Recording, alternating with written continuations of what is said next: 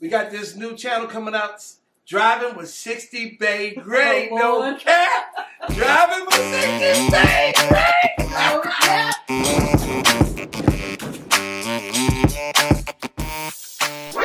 60BaeGrey. Back with another video. 60BaeGrey squad, 60BaeGrey crew. Hey, we right here. We got the real trip. No cap. All right, I'm driving.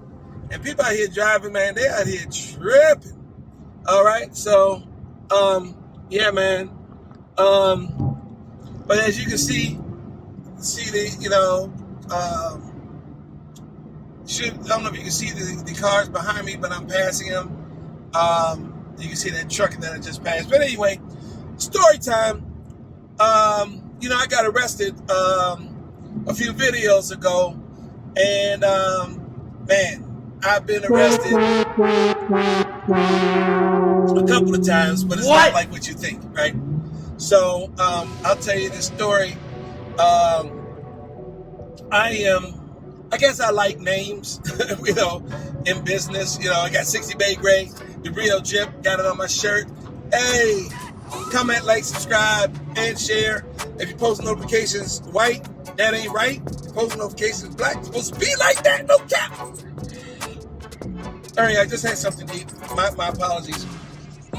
Anyway, back in 1991, 92, I had a business, Second Chance Credit, and home of Don the Insurance Mon, M-O-N, play on words.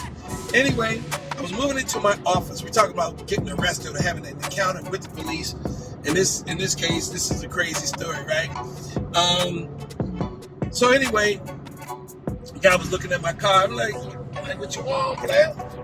Okay, I see. You see me? Anyway, I'm parking. I'm downtown in the city where I live, and I'm parking my car in front of my place of business. They have meter parking. Well, within a week's period of time, I ended up getting 2 tickets. All right. What I didn't know is if you get 3 tickets, it's an automatic tow. So this particular day, it was a rainy day. I run inside. I'm trying to move into my office, and I was helping people, Second Chance Credit and Home of Don the Insurance Mom, helping people with credit repair and life insurance policies or plans.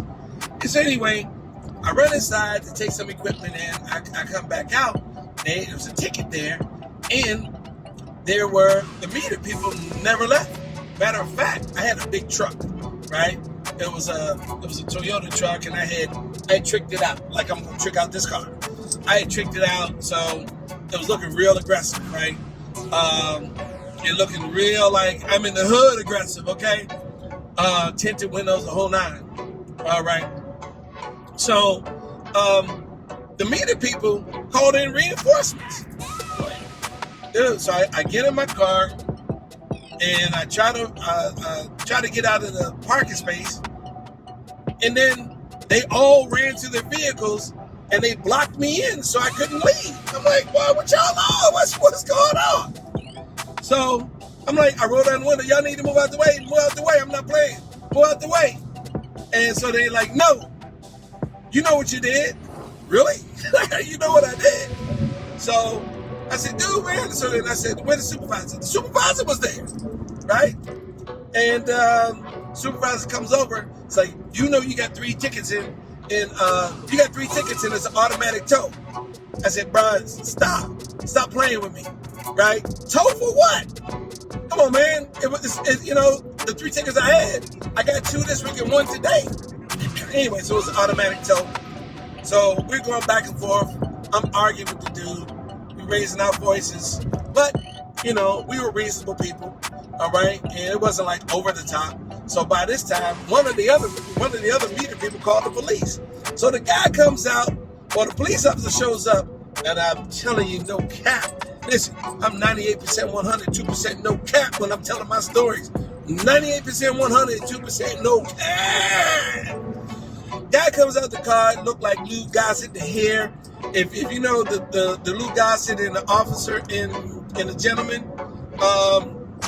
he comes out with this circular brim hat on, looking like he's in the military. So then he gets out of his police vehicle and says, what seems to be the problem around here? I'm like, so by this time he got here, I was talking to the supervisor. The supervisor said, hey, if you go get the money, I'll let you go. All right? And so then he, like I said, the police officer says, hey, what seems to be the problem around here? I said, nothing that concerns you. All right? I'm working with the supervisor here. We got it under control. So then he says, oh, you know what you did? You know exactly what you did. I'm like, man, bro, everybody keeps saying that. I'm like, what do you mean what I did? So then he says, tow the car. Just tow it. I'm like, bro, man, you're doing way too much. Stop. I told you I'm talking to the supervisor. He's gonna let me pay. So then now I'm like this. I'm like away from the police officer, probably like 6 feet. And then he turned his back on me. I'm like, wow, that's feminine energy, right? So then I'm like, bro, I don't know who this is me. I don't know who you think you dealing with. At the time, I'm like, darn the insurance man, boy, give me some respect, right? Respect is earned. I hadn't earned it. So he turned his back on me, and he flipped it on me. So I walked up to him and got in front of him. I'm like, whoa, what's the problem? Dude, you don't even know what's going on around here. You just got here. So how you gonna just tell the man to say just tow my car? And so then he says, sir, you need to get out my face. Like, bro, baby, get out your face. Everybody in your face. You need to relax. So, and he was on the curb, and I had stepped down off the curb, and I prevented him from stepping down off the curb. So he's looking down, looking to the left or the right, and he saw me.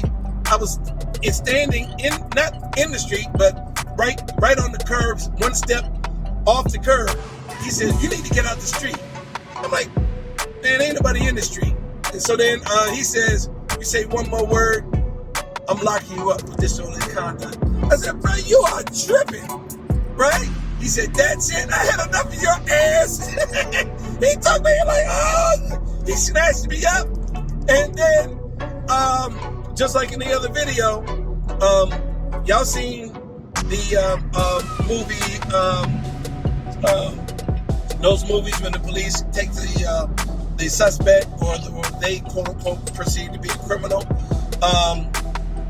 When they take him and they put him inside the squad car, and when you want to know if when they put him in the squad car and they bang their head on the side of the door as they try to get him in the back seat, you want to know if that hurts? Well, I'm telling you, yeah, it hurts. Okay, it hurts because that's what he did to me. He banged my head. Not only that, let me go back. I jumped ahead. So then he said, I had enough of you. He snatched me up. And so I said, and then he snatched me up and grabbed my arm. I said, man, get your hands off of me. Right? And so then I smacked his hands off of me. And so then he took his fist and he hit me in the kidney. Snatched me up again. I'm like, oh shoot, I went totally limp. I just realized that it just got serious.